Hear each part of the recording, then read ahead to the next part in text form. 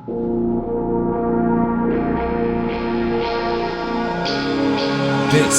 is Horror Podcast.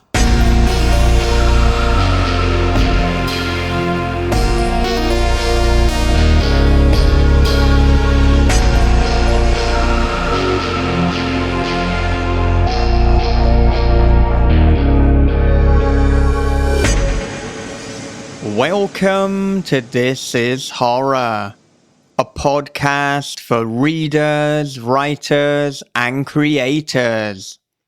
I'm Michael David Wilson, and every episode alongside my co-host Bob Pastorella, we chat with the world's best writers about writing, life lessons, creativity, and much more.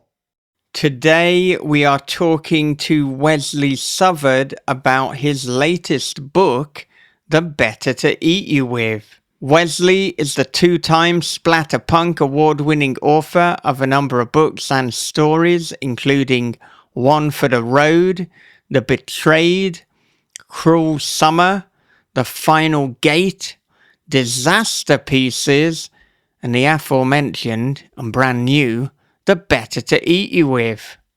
He is a graduate of the Atlanta Institute of Music, and he currently lives in South Central Pennsylvania with his wife and son. So before we get on with the conversation with Wesley, a quick advert break. In 1867, the young Samantha Gray marries the infamous Captain Jakes, unleashing a series of brutal horrors in this epic splatter western from Death's Head Press. Mayhem Sam by J.D. Grays is a rip-roaring tall tale of revenge, drags a coffin full of gold across the hellscape of Reconstruction, Texas, and explodes at the top of a mountain. You better read this one with the lights on. It was as if the video had unzipped my skin, slunk inside my tapered flesh, and become one with me. From the creator of This is Horror comes a new nightmare for the digital age, The Girl in the Video by Michael David Wilson. After a teacher receives a weirdly arousing video, his life descends into paranoia and obsession. More videos follow, each containing information no stranger could possibly know. But who's sending them, and what do they want? The answers may destroy everything and everyone he loves. The Girl in the Video is The Ring meets Fatal Attraction for the iPhone generation. Available now in paperback, ebook, and audio. Okay, with that said, here it is. It is Wesley Southard on This is Horror.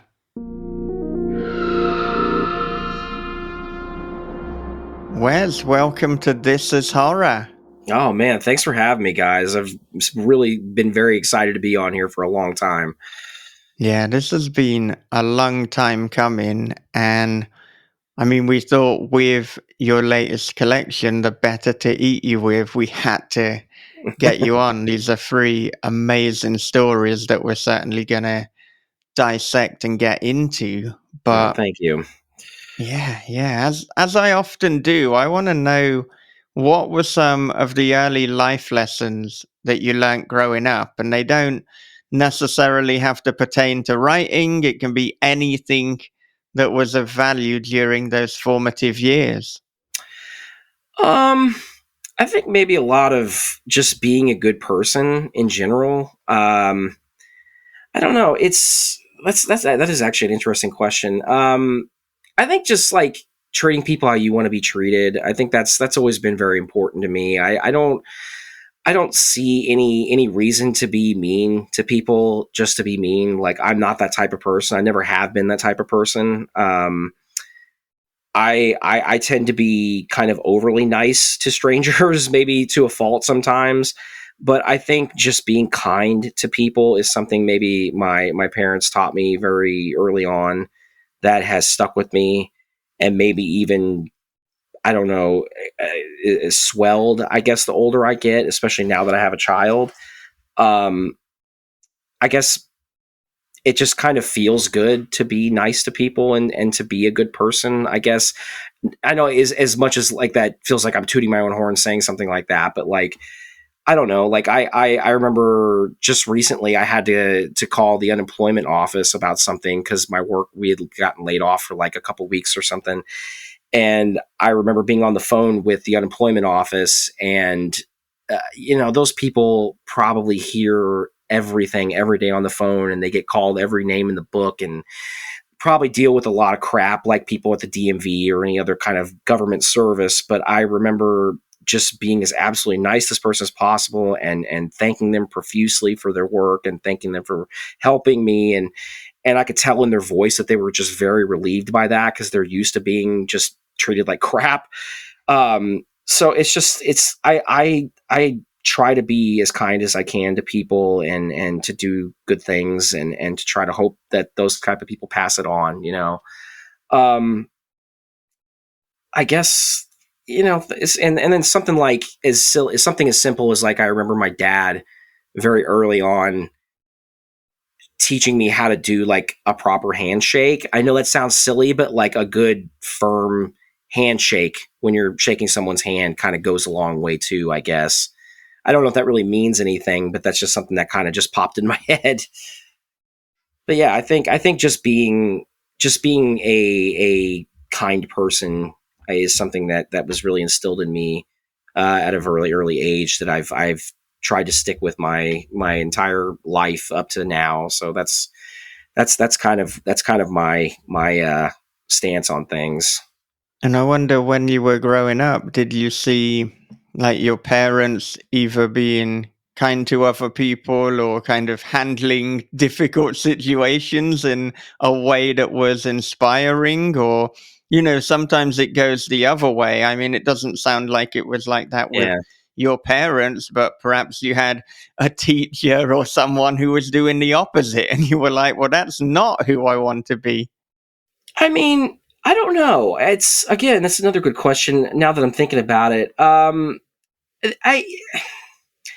think it was like growing up around people that were kind of assholes sometimes, like just people in school, or just seeing it on TV or whatever. And I just kind of saw that and didn't like it, and decided kind of early on that I didn't want to be like that. And I didn't think that was cool.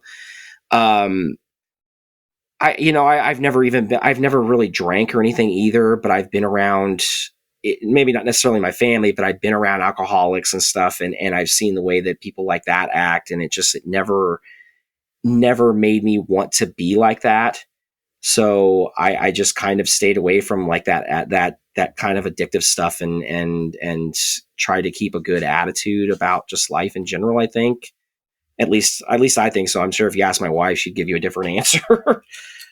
But yeah, I think I don't know if it was necessarily my like immediate family, but I mean, everybody in my family was always pretty kind and generous to most people. So I think that attitude just kind of rolled over to me, and yeah, I think that's just, I think it was just the environment that I grew up in was just kind of a normal environment. It wasn't anything hectic or crazy. I didn't have parents who were, beating on each other or anything. So I think it was just good role models, and that kind of rubbing off on me.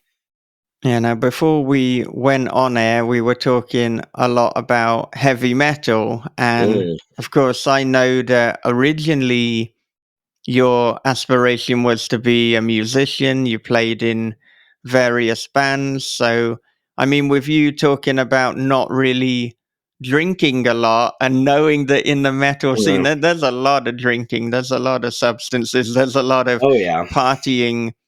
Was that difficult for you? Did you kind of come under a lot of pressure? I mean, how did you handle that environment? Oh yeah. I mean, I started playing guitar in, I think, junior high or high school. I can't remember which. I think it was junior high. And of course, the guys that I was running around with started playing at the same time. And of course, they were big potheads, and they were drinking and stuff all the time. And it was, we jammed together, but we weren't ever really in a band much. But it was always like that. Oh, come on, man, don't be lame. Like, do this, do that. And I just kind of stayed away from it. But then by the time I got into college, I went to music school, the Atlanta Institute of Music in Atlanta, Georgia. And then like, it was just constant partying at the school, like constant partying. Cause like most of the kids in our school, all stayed in the same apartment complex. And the two guys below us, directly below where I was in my apartments, where it was like party central, and it was constant drinking all night, music all night, just loud talking, screaming. I remember they brought another musician in that wasn't in our school, but a friend of theirs that brought a saxophone. And at like 3 a.m, we're playing saxophone out in the hallways. And there were other families staying there. Like, it was insanity. Like, people were like punching walls and smashing beer bottles everywhere. It was as stupid as it sounds. But it was a lot of fun though. But yeah, it's being a musician is an interesting life. It's an interesting lifestyle. Like, I wanted to be a musician so bad for so long, and I wanted to go to school for it, and I wanted to basically just be in a metal band, and I wanted to be in a metal band the rest of my life. And it was funny. I remember very specifically in one of my classes that the teachers were going around asking each student, like, well, what's your your end goal? Like, what do you want to do with your life in music? And people were like, oh, I want to be a music teacher, or I want to teach kids, or I want to be a studio musician, or I want to do this, or I want to do that. And my blatant answer was, I want to live on a tour bus the rest of my life. And I was kind of looked at like the weird one, which was strange. Obviously that didn't work out. But I mean, I had a great time there, and I had learned a lot of, life lessons of what it was like to live out on my own out of college, like 8 hours away from home, which was, really good. I think more kids should try that. Yeah, I think a lot of being a musician kind of formed my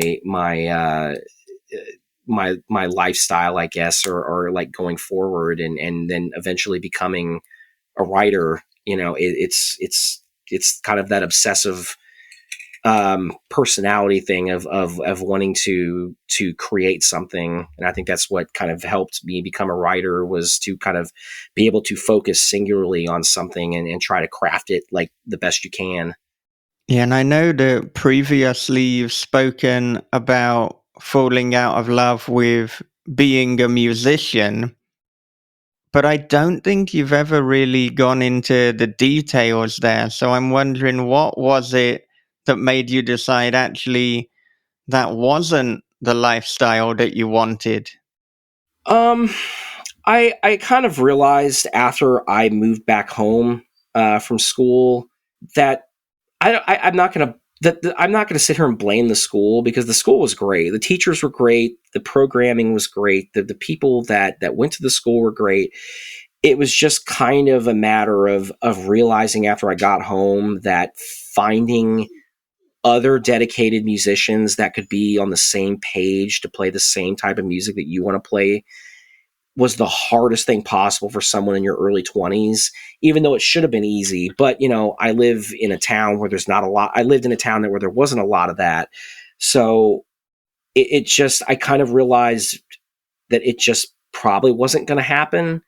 Yeah, I could have gone into teaching, or I could have gone into, maybe moved to Nashville or something and been a studio musician if I was lucky or something, because I could have had with that school, I could have had some different like connections with that.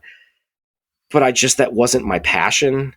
And when I kind of knew that passion wasn't really going to go anywhere, at least musically, that's kind of when I started making the switch to, well, what can I do that is creative, that that I could do, that would be by myself, that I could do, where I wouldn't have to rely on other people. And once I discovered writing, which is, its own story of how that happened, it really kind of fell into place, and I realized how much I loved it. And then after several years of doing it, realizing, okay, I might actually have something in this. So, yeah.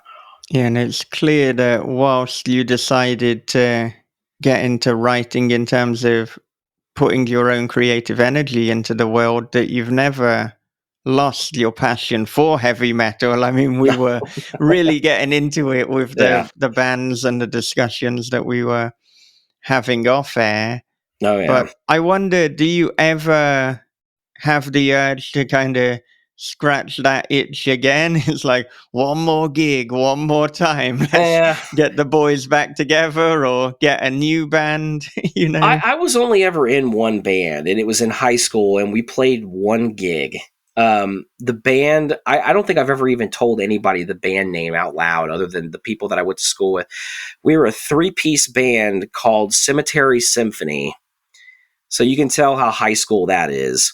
Very Pantera inspired. Oh yeah, it was so metal. It was so metal. It was so high school metal. Yeah, I occasionally get the itch for it, but I just realized that this is just not going to go anywhere. I could go downstairs to my basement and pick my guitar up and learn that riff that I just heard in a song that I really like and kind of get that itch out. But yeah, the itch to get a band together and to go tour or something, that's not going to happen. That lifestyle is long gone. I got a day job and a wife and a kid and a dog. Yeah, I can't. I don't think I could do it. I don't think that passion's in me anymore. Yeah.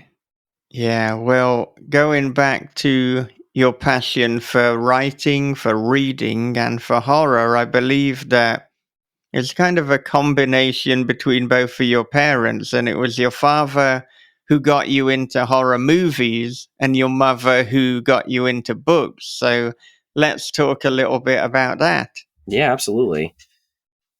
So my dad, when I was younger, yeah, you're right, was the one that got me into the movies, which is funny because he can't watch any of them anymore. He doesn't like much horror anymore. But when I was younger, he was definitely like, "Oh man, you should check out this movie like this about exorcisms. It's called The Exorcist," or you got to check out these weird movies called Evil Dead. They're really funny when I was a kid, or things like that. Oh God, the animals are fighting now. Jesus Christ, get out of here! It's like the end of one of your stories. Right. Yeah, right.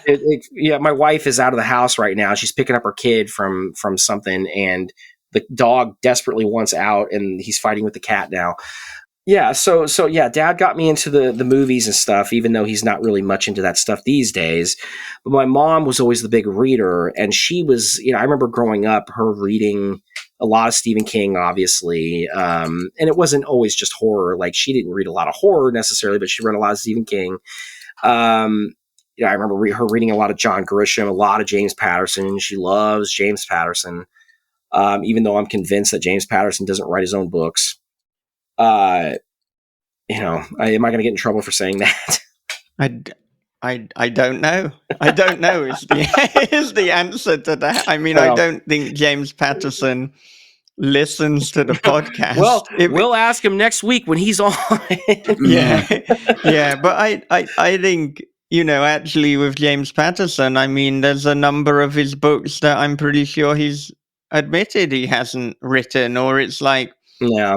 It's kind of, that there's another author with James Patterson, so his input is minimal these days. I mean, he certainly used to write his own books. From what I understand, I wasn't there next to him. I didn't see him write them, but yeah. I've always wondered how that works. I wonder how that works with him, because he's got his name real big on the book and then this tiny little name at the bottom of somebody else. And I got to imagine that maybe he's just like, okay, here's the idea for the book, go. And then they just do it. And then I don't know. That's what I had mentally. That's what comes to me when I think of like his stuff. But I don't know. We just went on a James Patterson tangent.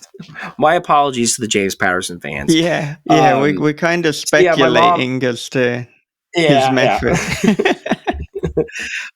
So yeah, my mom was the big reader, and she kind of got me into reading. And when I was growing up, I was, I'm a millennial. I'm 37. Am I 37? I'm 37. I was reading Goosebumps in the 90s. I was, reading the Scary Stories to Tell in the Dark books. I still have all 3 of my original copies behind me over here. The paperbacks that are falling apart.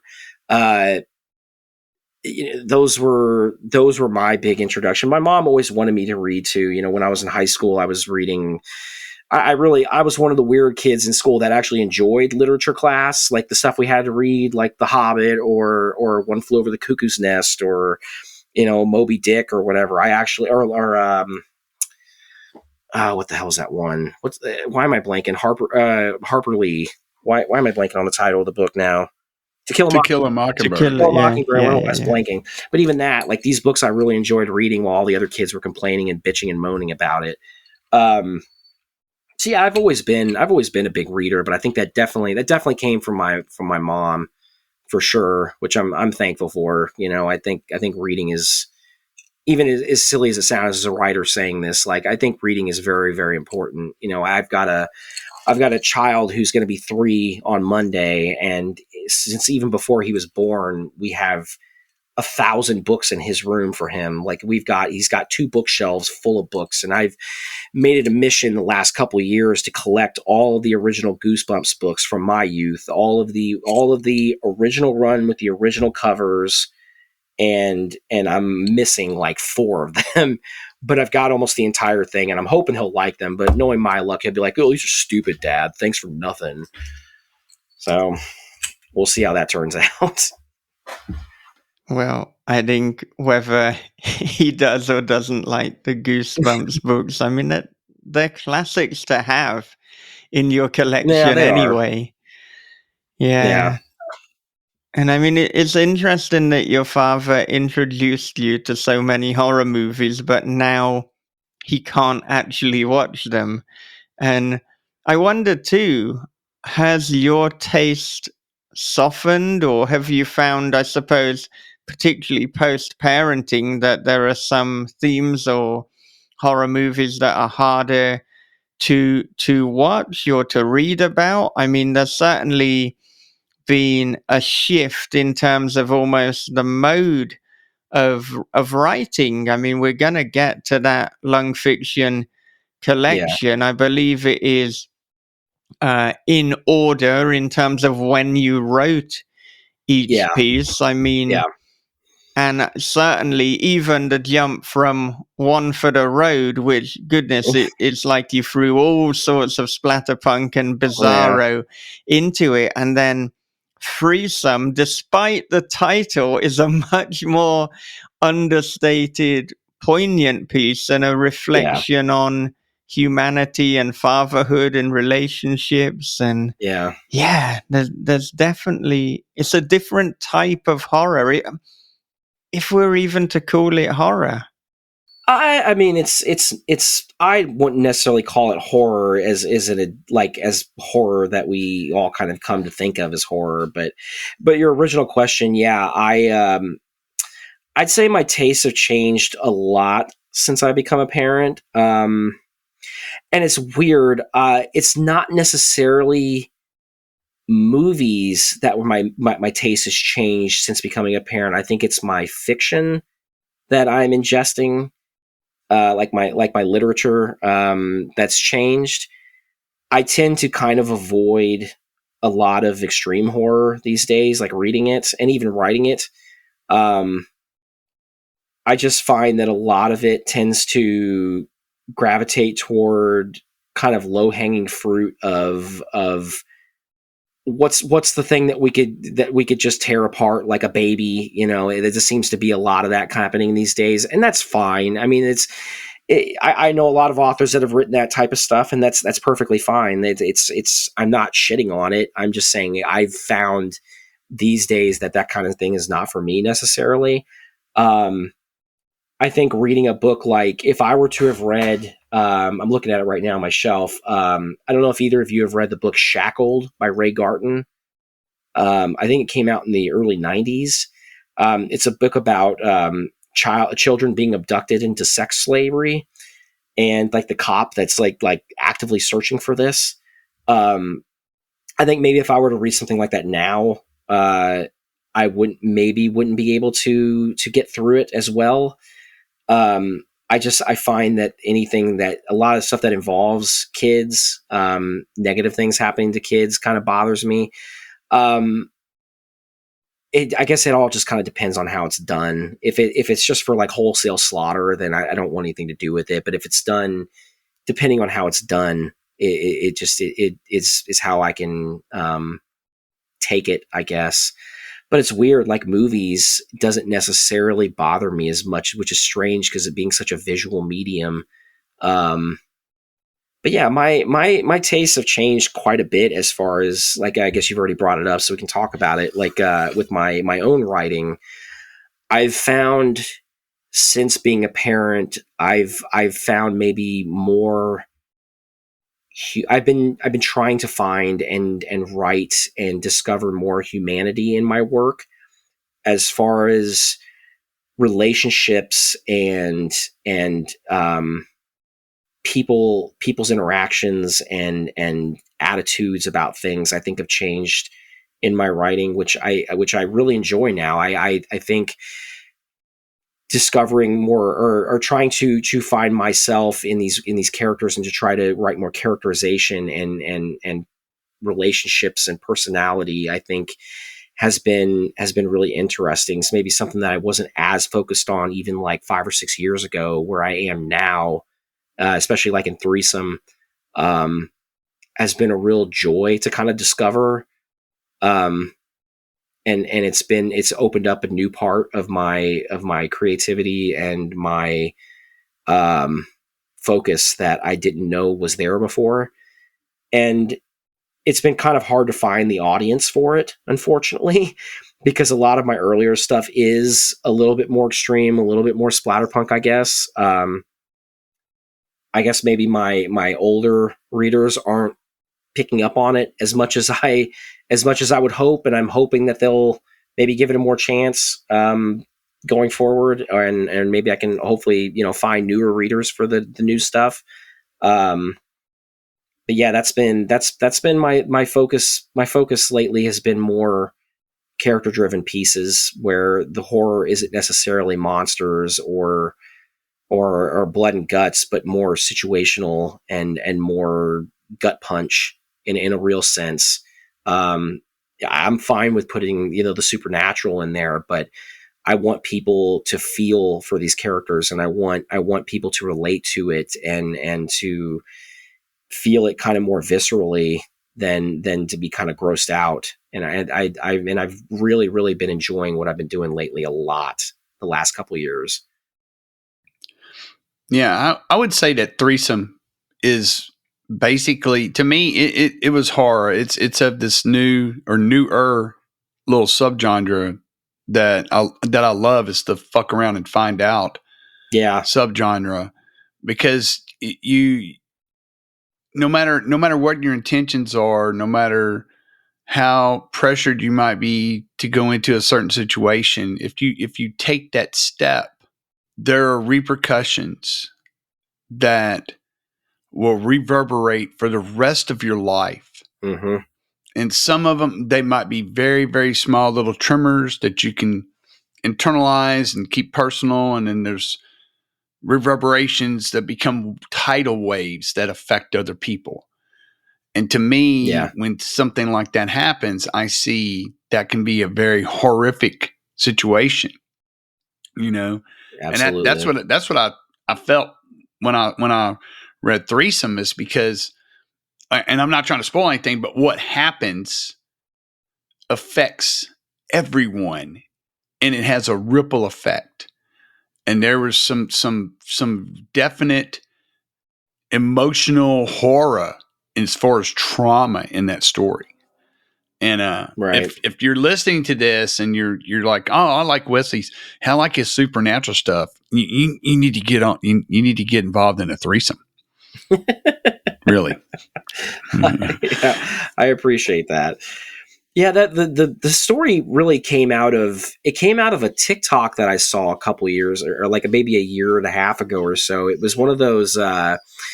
I don't know if it was recorded on a podcast and they just kind of recorded it and put it as a TikTok, but I come across these all the time where these people will read these stories called like, "Am I the asshole?" And then they'll read the story about somebody basically explaining like a situation, and then at the end they'll be like, "Okay, am I the asshole in this situation?" And the whole thing was my fiance and I decided that we were going to have a threesome before we got married with one of her friends. And over circumstances, the other woman becomes pregnant. And am I the asshole for wanting to help raise this child and my wife does, and now my wife does not want me to raise this child? So, and I heard it and I thought, wow, that's really interesting. That's really sad, because I couldn't imagine like not being there for a kid. It's just, that's got to be the worst thing in the world. I mean, that to me, in my brain as a new parent, I was like, that sounds horrible. Like I couldn't imagine that. And then I just kept thinking more and more about it. And I was like, there's something there. I don't know what, but there's something really interesting there. And then maybe about a year later, I was like, you know what? I got to stop thinking about this. I got to really do this. Like, I have to write this. I don't know who's going to like it, or if it's going to come out like how I have it in my head, or if my normal readers will care. I need to get this out of my brain, because this to me is like the right story for my personality right now, and in my headspace. And I'm glad I did. And I thought at first, I was like, oh, this is only going to be like a 15,000 word novelette or something like that. And it came out to like 42,000 words. But I love Threesome. Threesome to me, I think my two favorite things that I think I've ever written have been the last two things that I've written. And that's been Threesome and a story that I wrote for a 2-novella collection that author Wiley Young and I put out, called Disaster Pieces, which was like disaster horror novellas. And my story in there called Everybody Wants to Rule the World. And that's another one that's a non-supernatural kind of thriller story. And yeah, these two have been real gut punch, ripple effect stories that I've just really, really enjoyed writing, and really enjoyed kind of searching my psyche for different types of situations and feelings. And yeah, it's been really pleasurable to kind of get these out of my brain and to put something else like that out in the world. It's been really interesting. Yeah, well, for me, I mean, Threesome is the strongest of the 3 stories that you've got in the collection, which is not to disparage the other 2, but to point to the quality really of Threesome. And I mean, I wondered as I was reading it, because it was so damn good. I mean, did you ever consider releasing it as a standalone? And I mean, what went through your head with that? And also, why did you choose to close rather than open with it? There's part of me that wishes I would have released it solo. I've been told by a few people much higher than me, like much higher than me on the ladder, I should have. I think my thought was, I didn't know how this would have done by itself. And my novella, One for the Road, had just gone out of print through Deadite. And, Closing Costs is like my oldest novella. So I thought, okay, well, why don't I just put these together in a book and just have these all together and package it differently and get a really good cover from Trevor Henderson, and just kind of put it out that way. Yeah, I like I said, part of me kind of wishes I would have put it out separately, but at the same time, I don't know how it would have done. I never wanted to call it Threesome, because I feel like that was kind of eliciting like a certain tone that I wasn't going for in the story. I never wanted the story to come off as like what you think of the moment you hear the title Threesome. Like, I feel like people are going to see the title and be like, oh, well, yeah, I know exactly what this is going to be. That wasn't the point of the story. And that's why in the story, when it got to that point, I really did not want it to come off pornographic or like male gaze. When it came to the sex in the story, that's where it kind of ended the way it ended. Not to like give anything away, but yeah, I don't know, man. I've been considering putting it out separately just for the hell of it, but at the same time, it's just kind of part of this collection now. So I don't know. Maybe eventually I should start listening to the people above me and do that and do the right thing. Yeah, I wonder if there could almost be a compromise where you could release it as a standalone, but like a collector's edition, something along the lines of a Thunderstorm Press Yeah, edition. I've worked with. I'm not Yeah, specifically soliciting Thunderstorm now, no, but no. I've if worked you're with I've listening, Oh yeah, I've worked with Thunderstorm many times. yeah. I got a bunch of my books of theirs right behind me on my shelf. I love Paul. Paul's the best. Yeah, I've been meaning to work with him again. I just haven't the last couple of years. I don't know why. No reason why, but yeah, I don't know. I the more I'm thinking about it, the more I'm starting to think I should just release uh, Threesome separately and kind of see what happens. I don't know. I've been wondering about that, but I think I'm starting to kind of lean toward it now. We'll see. Yeah, how did you first get involved with Thunderstorm? So other than being a huge fan of their stuff, how did I become involved? I think I just emailed Paul and was like, "Hey, here's who I am. Here's some stuff I have out. Do you have any interest?" And he said, "Yeah, sure," and sent him a couple things, and that's just kind of how it happened. And that's kind of one of the things I've noticed when I have like younger authors or like newer authors. When I say younger, I mean like newer authors. I'm not that old, but I get asked a lot, like how did you get, how did you end up working with that foreign publisher? How did you end up working with XYZ publisher? And I'm just like, 90% of this business is just asking. You just have to just ask, and all you can get is a yes or no answer. That's it. It's literally that simple. Like, I just asked for it. Like the foreign publishers that I worked with found the email on their website, sent them an email and said, "Hey, here's who I am. Here's my credits. Do you have the interest in checking in my stuff?" Yes. Awesome. No. Thanks anyway. It's I don't know. A lot of people have a hard time asking for things. And I just learned after being in this business for almost 20 years that I'm just like, you know what? Just ask. What's it going to hurt? If you get a no answer, yeah, it sucks. But if you get a yes, then hey, no effort on my part, This is honestly how a lot of things have happened for me as well, just reaching out to people and Yeah, asking them. And yeah, this is probably why at the moment I don't have an agent, because for me to have an agent, I need them to be able to do something for me that I can't do for myself. And, so far I haven't found the right match. Obviously, there will be some out there, but I think some people, they put the agent on a pedestal and they think, well, I'd need an agent to yeah, contact that publisher. No, you probably don't. I mean, you can email them and you can see what happens. right, As you right, say, if they say no, you are in no worse position than you were before you sent that email. And if they absolutely, say yes, or let's take a look, well, you're further along. absolutely. All you can do is ask. That's one of the very few pieces of advice I can give to any newer author. All you can do is ask.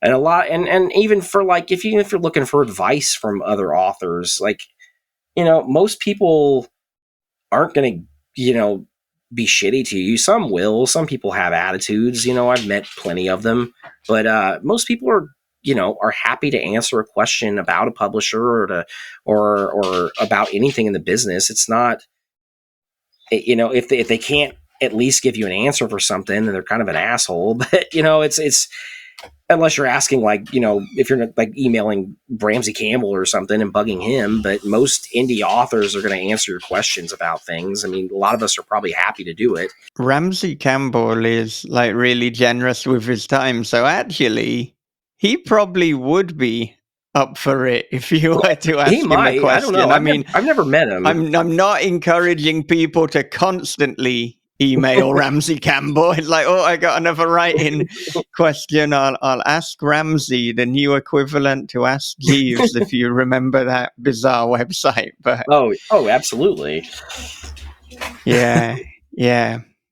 But goodness, I definitely want to talk more about Threesome, but I also want to talk about your origin story in terms of becoming a writer. So I want you to take us all the way back to 2007 when you met Brian Keene. All right. Yeah. So I had been reading Brian, God, since high school. My guitar instructor in high school actually got me into him.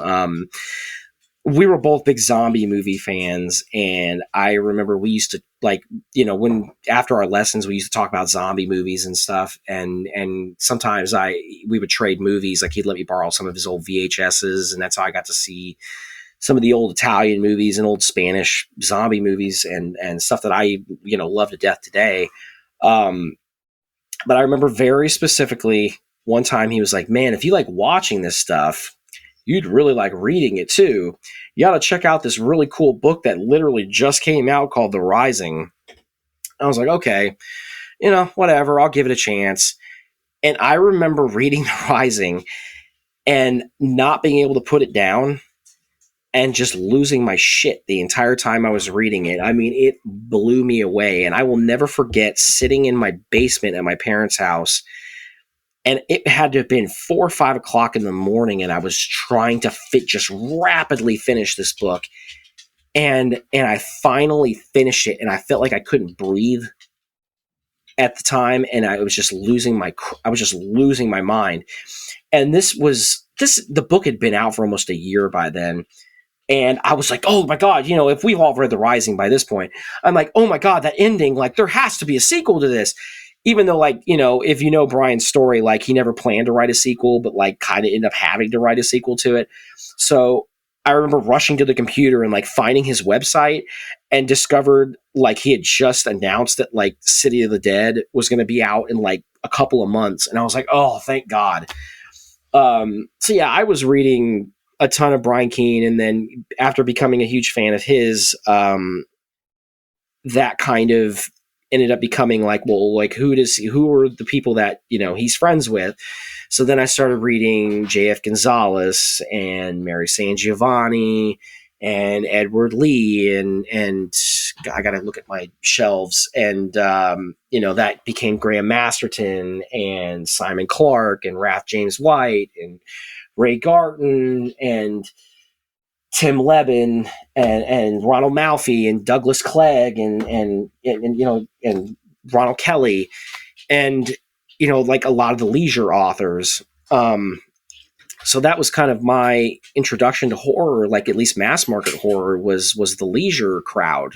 That's and I ended up falling in love with that stuff, and I was reading it in college, while the guys were partying downstairs and drinking and hooking up with girls. I was the dork upstairs reading, Earthworm Gods by Brian Keene. So, So I was, and by the time I got back from college, I remember seeing Brian was going to be doing a show in Indianapolis called MoCon, which is actually a yearly or semi-yearly show run by author Maurice Broaddus. So I was like, okay, well, yeah, I want to meet this guy. Obviously, I got a ton of his books. I got a bunch of his small press books, and Brian was one of my introduction to, Delirium and Necessary Evil and bloodletting books and stuff, like, the small press of the early to mid 2000s that I was completely obsessed with for years. And I took a bunch of those books and I went up to Indianapolis with my best friend to meet him. And I remember sitting in the back of the room watching him from across the room, and I was just like, I'm too nervous to go meet him. Like, this is just awkward and weird. I don't know how to do this. Like, I didn't know, what do I do with my hands? I don't know what I'm doing here. And I remember him very specifically over there talking to somebody, and he looked across the room and saw me with all my books sitting there, and he made a beeline across the room, and he just sat at the table with me and just started talking to me. And we got to talking about music and books and stuff, and it was so cool. And he signed all my books while we were talking, and we took some pictures together. I remember just thinking after he walked away and was talking to other people, I was like, I'm not really doing music anymore.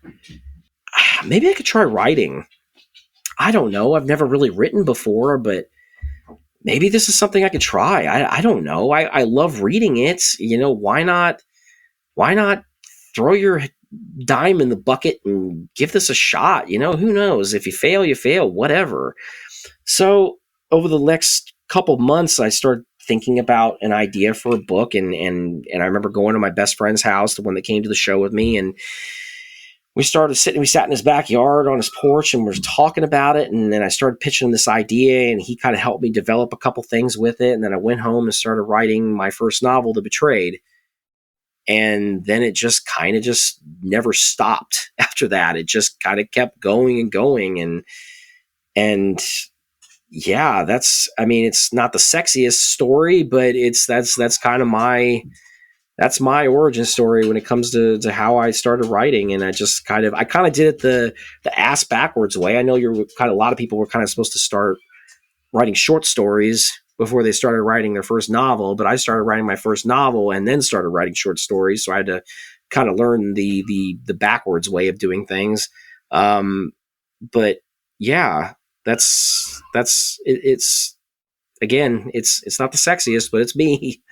And I mean, given that you had read so much before and you'd watched all these horror movies, even if you hadn't, written stories per se, the scaffolding and the structure and the knowledge Oh, of absolutely. how to tell a story must have been there.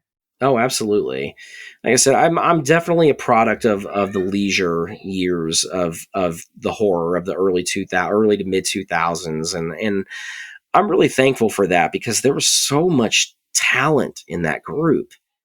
I mean, there's so much talent, and there were so many to look up to. I mean, like I said, you got Brian and Jesus and Levin and Gonzalez and Masterton, and it's weird. I've always found that I've like weirdly gravitated toward the British horror authors. Like Graham Masterton's probably my favorite author ever. Like, I am obsessed with Masterton's work. And same thing with like Simon Clark. I'm a massive Simon Clark fan. And, I probably wouldn't have started writing if it wasn't for somebody like Tim Levin. I'm a huge Tim Levin fan. Yeah, I'm really grateful for kind of when I decided to start writing.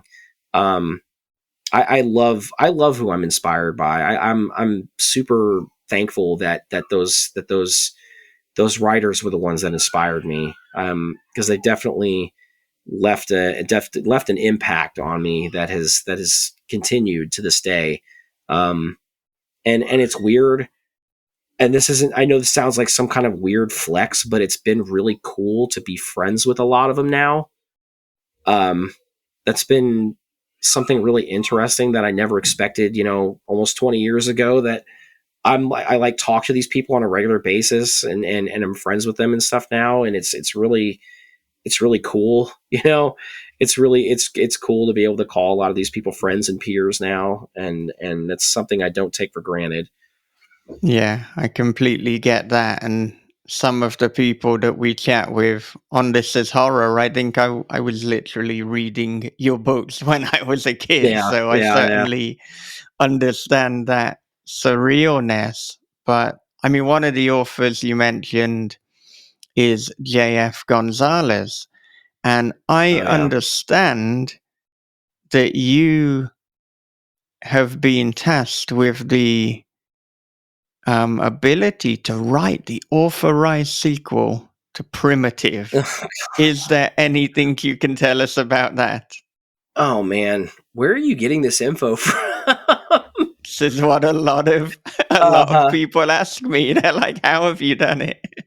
Brian asked me to write a sequel to Primitive. I have kind of dropped the ball on that a bit. I have a few chapters written. Things have happened. I had a kid since then. I've kind of gone in and out of other projects. It's still up in the air. It will get done eventually. It's just one of those things. I just haven't gotten to, unfortunately. I feel terrible about that because I know Brian really wanted some of these other projects out along with this one. But I don't take it lightly, for sure. I have 90% of the story written in my head. It's just a matter of sitting down and doing it. But unfortunately for Brian, there's other projects in my head that are screaming a bit louder for me to give them attention. But I can say that Primitive, or that is a sequel to Primitive, it will be out eventually. It's not something I'm just like going to quietly try to ignore and forget about. It's definitely going to get done eventually. It's just right now, it's just it's not on the front burner. It's on the back burner. Yeah, I completely understand that mindset, and I've always got far more projects on the go Yeah. than not only than I have time, but than I have mental capacity for. I definitely work better putting everything into one project at a time, so it's more systematic. But yeah, there's a book that I'm working on at the moment, but then there's about another 4 or 5 that it's like we've got the germs of an idea, or we've got a lot of words that have been written for something that hasn't got a first draft yet. But That is the curse of the author. Yeah, but you return to the good ones, hopefully. And I found it at the moment. I am co-writing a book with my friend John Crinan, and we wrote like 60,000 words of it about 3 or 4 years ago. We've recently returned to it, and we're kind of redoing the entire thing, and we've systematically planned it out. But there have been things that have happened in my life and in his life that are just making the book richer. And so the book we're writing today is so much better than if we'd have written it in, say, 2020. So, yeah, sometimes these things happen for a reason. Yeah, for sure. And I know there was a lot of the Primitive sequel that I know I was writing before I became a father, but now that I am a father, I know that there was a certain storyline in this outline, or this story that had to do with a character becoming or about to become a parent, that I think I know that I can write better now as a parent than before being one. So yeah, it's amazing how you can kind of put something back on a back burner for a while and then come back to it and be like, oh, like click, like that makes sense now. Like now I feel more comfortable being able to write something like that. It's amazing how the human brain works. Yeah, absolutely. And I've even found, sometimes when I'm writing something or I'm looking back at what I wrote in the early chapters, how I've accidentally foreshadowed things that I didn't even realize I had. It's like, oh, my brain was a step ahead of me. When you're saying it's amazing how the brain works. It is interesting when sometimes I've thought there's a story problem and I didn't know the answer, but the answer is actually in the earlier chapters. I just need to read it differently. 100%. And that's the fun thing about doing this for so long, is you find that, it's like you said, you just, sometimes you don't realize you're putting in those little nuggets earlier in the book. And then you go back and you're like, oh, that's where it's supposed to go. Like that it was always meant to be like that. And that's where my brain just kind of stuck that in there, because you knew that was going to help the story progress later. And that's been the fun thing of being an author this long, or being a writer this long, I guess, is those muscles that keep building and keep working on them, keep trying to build on each other and be, the creativity just compounding and show, and you're just flexing those muscles. And I'm ranting now. I don't even know what I'm trying to say. You know what I'm saying. I kind of lost my train of thought there for a second. Sorry about that. Yeah, and of course you've said a number of times that becoming a parent has impacted and changed so many things, as it certainly did for me too. And for sure. I'm wondering, what does your writing routine look like, and how has parenthood impacted that? Well, before becoming a parent, I was doing 2 to 3 books a year. And now, since becoming a parent, I've been fortunate to get 1 out a year. I try to write when I can. Will sometimes go a couple months without even getting my computer out. It is what it is. I've got a day job where I'm working 10 hours a day. And by the time I get home at night, I'm making dinner, I'm playing with my kid. I want to watch a movie or something just to decompress. And then by the time that happens, it's time to go to bed. Sometimes it's hard. My day job takes a lot of time away from home. And I also, I want to play with my kid. I want to spend time with my wife. I want to still have the normal human existence without being stressed out about my writing, and my writing does stress me out. I get stressed out a lot about it, and it makes me sad because I don't want to be stressed out about it. I don't want to constantly worry about sales or is this part of the story working, or are people going to care about this book, or does that character, what I did with that character, does that make sense to the rest of the story? A lot of that stuff kind of unnecessarily stresses me out. And so there'll be times where I just don't want to write because of it. And that's kind of a bad thing to maybe admit out loud on a podcast, but it's the truth. I mean, that's my truth. But I try to write when I can, but the stuff that I'm putting out now, I want to mean more to me, and I want it to mean something instead of just getting content out. I don't want to worry about the volume that I'm putting out as much as I want to worry about the quality of what I'm putting out. And right now I'm taking more of a quality approach than a quantity approach. And yeah, maybe I'm not getting out as much as I'd like to, but what I am putting out, I'm exceedingly happy with. Yeah, I found that, early on writing, I put a lot of pressure on myself in the kind of quantity realm. And I think this is certainly a normal kind of mode and a mindset. But then with each release or with each podcast or with each little bit of recognition, my confidence has certainly grown. So I am writing a lot, but I don't feel a pressure that I need to prove myself or to keep the writer label. It's like I am a writer. Even if I take a 2 or a 3 year break, that's Right. not going to stop. It is fundamentally part of my identity. Right. Is that something that is the same for you? And does that, in a sense, I suppose, alleviate yourself of some pressure and allow you to be like, well, I'm going to do these other things because that's what I'm feeling right now, but I'm still a writer? Yeah, absolutely. I think that's kind of the problem with the internet culture and being an indie author in particular. I'm not tied to a contract with a New York Big Five where I have to produce a novel, once a year, every year for 6 years. I think the problem with a lot of indie authors, and I gotta figure out how to word this correctly without making making others mad. I think we as indie authors have this issue with feeling like we have to constantly put out something all the time, as much as possible to stay relevant. Because now more than ever, there are so many authors out there. And I'm not saying that's a bad thing. That's a great thing. There's new avenues for people to put out stuff. There's self-publishing. People can put out as much as they want, as often as they want, and that's great.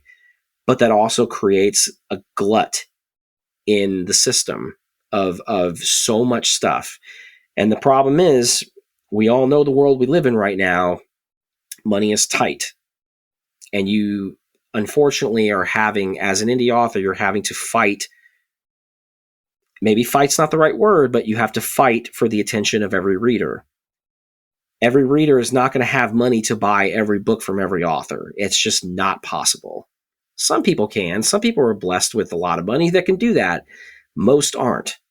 So when you have 1,000 indie authors putting out, a book every other week, the market's getting flooded, and you're getting lost. You're getting lost in that. You're getting lost in the shuffle, and it's a sad fact, but it is what it is.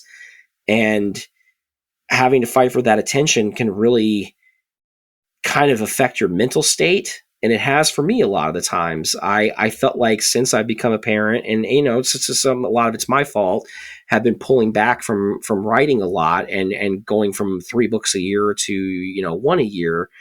I feel like a lot of the times, that maybe I'm getting forgotten, and I get depressed about that, because I felt like before I had a child, I was on this really cool, like, upward trajectory. I was winning a couple of Splatterpunk awards, and I felt like I was getting my name out there, and was getting the reviews that I was wanting. And and then when I stopped putting out that volume, sales went down, and wasn't getting the attention that maybe I was getting before. And it affects you mentally. I know a lot of authors. I'm not going to sit here and name names, but I have a lot of author friends in the indie world who are going through the same thing. It's hard to fight for the attention of readers. There's only so many readers, and those readers only have so much money to spend on books, and it can really affect your mental state if you let it. And when you start looking at, well, why am I not selling like that person? That starts really messing with your head too. And you have to stop paying attention to what others are doing and realize you're on your own trajectory. I try to tell people all the time to put the horse blinders on and focus on yourself, focus straight ahead on what you're doing. And it's hard. It's hard. Being an indie author is hard. I mean, it sounds silly to say that, but it's hard mentally to stay focused and not pay attention to what others are doing. But I don't know. I think, again, going back to the amount of stuff you're putting out, I think more authors need to focus on putting out less, but putting out, like, I don't know, like better stuff. I don't know, maybe better stuff's not the right word, but like putting out less, but focusing more on the certain projects, I guess, instead of just putting out as much as possible. I think there's just too much coming out right now, and I don't know. I think it's just a lot of it's just getting lost. I don't know. How do you guys feel about that? Oh, I agree 100%. This happens. I mean, and we hear this all the time, especially, looking at genre in horror, that this is cyclic. It's and the thing that usually signifies the beginning of the end is oversaturation of the market, because everybody wants a piece of the pie, and everyone should have an equal shot at getting a piece of that pie. I mean, really and truly, because you never know when the next best great thing is going to be. Right. But you're right. We can't read all the books. We can't review all the books. We can't read all the books. My TBR pile is a leaning tower of Pisa right now. So it's in multiple ones. I've got a little metropolis started in my over here on the side of the room near my nightstand. And so, it's this oversaturation. The people who are going to rise are the ones that are focusing on quality, and that's in they're infusing their fiction with a passion and a fire. And they're I harp on this. I've been harping on it for a long time, and they're writing fearlessly. And I've seen something on social media today from Joe Koch that something that he had made a comment on a while back, and it said, fuck the readers. And I'm like, man, that's some strong stuff. It was in context to ambiguity.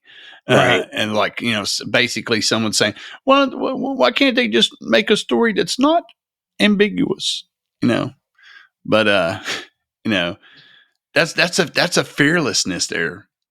And I love that kind of stuff. Yeah. Yeah. My dad always told me about this quote that he read from Eddie Murphy one time, that he said he has to make himself laugh before he cares about if anybody else laughs. If he can laugh at his own joke, then he's happy. And I've always thought, okay, well that definitely can apply to anybody's creativity. If as long as it makes you happy, then that's the most important thing. And yes, I want to, I want to gain a readership, and I want all the readers, but at the same time, like I have to be the happiest with my work that I'm putting out into the world. I want my work to matter. And yeah. Yeah. And that's, it's when people say fuck the readers, you have to, like you're saying, you have to make yourself happy. We need readers. We wouldn't put it out there if we didn't want somebody to read the story, if we didn't want to share the story. So obviously we need readers. But in the creative process, it's about satisfying my questions, my thoughts that are going through my skull that, that I might not even be able to get to an answer to. But I have a desire to put it on the page, to tell that story. Right. And it's, the only way you're going to succeed is by putting the best of you on the page and putting out quality work. The mindset of I've got to continue to produce something to be relevant.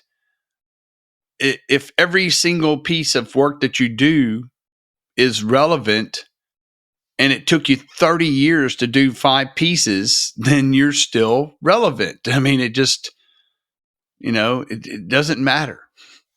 And, success happens at different rates for everybody. I mean, Brian Keene always tells me, look at Paul Tremblay. Paul Tremblay was writing, for 20 years before he hit with writing, steadily for years and years and years before Head Full of Ghosts hit. Same thing with Josh Malerman. Josh Malerman was writing a bunch of stuff before Bird Box hit. You never know when it happens. It happens when it happens. And that's, it's some people hit really early like Keene did. Keene got very, very fortunate early on and has, and it worked for him. And some people take 20 years and, that sucks, but when it hits for them, it's awesome. Shit, he's got an M. Night Shyamalan movie now, Tremblay. So I think he's doing pretty good for himself. Mm-hmm. It's like when people talk about this new writer named Stephen Graham Jones. Mm-hmm. And I'm like, you need to read this book called All the Beautiful Sinners that came out like 20 fucking years ago. Right. Who wrote that? This new guy called Stephen Graham Jones. Yeah. They're like, huh? Yeah, he's got quite the backlist before the last couple of books that really hit. But yeah, he's got a hell of a backlist. Oh, yeah. Demon Theory for the win. Yes. Yeah. Oh, yeah. Before he hit in inverted commas, because, for me, he's always hit. But before he made a kind of wider impact, he was putting out like 2 or 3 or sometimes 4 books a year. So his back catalogue is absolutely extensive. Thank you for listening to This Is Horror Podcast. If you enjoy the show and want to support us, then please consider becoming a patron at patreon.com/This Is Horror. You'll get early bird access to each and every episode, and you can submit questions to the interviewee. You'll also automatically become a member of the This Is Horror Discord. And every year, there are bonus episodes for patrons only, such as Story Unboxed, the horror podcast on the craft of writing, in which Bob and I, and sometimes a special guest, will dissect a short story or film and let you know writing lessons and takeaways to improve your own writing. Another great way to support us is to leave us a review on the Apple Podcast app or website. And if you want to watch the video version of the This Is Horror podcast, join us on YouTube, youtube.com/@thisishorrorpodcast. You can subscribe there and get notified every time there is a new video. And however you support us, I thank you in advance. Okay, before I wrap up, a quick advert break. It was as if the video had unzipped my skin, slunk inside my tapered flesh, and become one with me. From the creator of This Is Horror comes a new nightmare for the digital age, The Girl in the Video by Michael David Wilson. After a teacher receives a weirdly arousing video, his life descends into paranoia and obsession. More videos follow, each containing information no stranger could possibly know. But who's sending them, and what do they want? The answers may destroy everything and everyone he loves. The Girl in the Video is The Ring meets Fatal Attraction for the iPhone generation. Available now in paperback, ebook, and audio. In 1867, the young Samantha Gray marries the infamous Captain Jakes, unleashing a series of brutal horrors in this epic splatter western from Death's Head Press. Mayhem Sam by J.D. Grays is a rip-roaring tall tale of revenge, drags a coffin full of gold across the hellscape of Reconstruction, Texas, and explodes at the top of a mountain. You better read this one with the lights on. Before I go, I wanted to let you know that my forthcoming book, Daddy's Boy, is available to pre-order on both the This Is Horror website in paperback and on Amazon in ebook. And there will also be an audiobook coming soon, narrated by the wonderfully talented Josh Curran. And if you want a little bit of an appetizer for Daddy's Boy, Jason Pargin, the author of John Dies at the End, says, "It is a delirious ride through mundane absurdity and surreal brutality. Daddy's Boy perfectly captures the feeling of reconnecting with a loved one only to find out they're a filthy, out-of-control chaos gremlin." It is out on May 6th, but if you pre-order Daddy's Boy in paperback directly from This Is Horror, you'll get the ebook 1 month ahead of the crowd. And anyone who pre-orders, whether in paperback or ebook, will be part of a giveaway to win a rare signed ARC of the book. All you need to do is email proof of pre-order purchase to michael@thisishorror.co.uk. And if you want to talk to me on your podcast about Daddy's Boy, or in fact about anything horror or writing or dark comedy related, give me an email, michael@thisishorror.co.uk. So I am open for going on the podcast circuit. Well, okay, that is all for today. So until next time, for part 2 with Wesley Southard, take care of yourselves, be good to one another, read horror, keep on writing, and have a great, great day.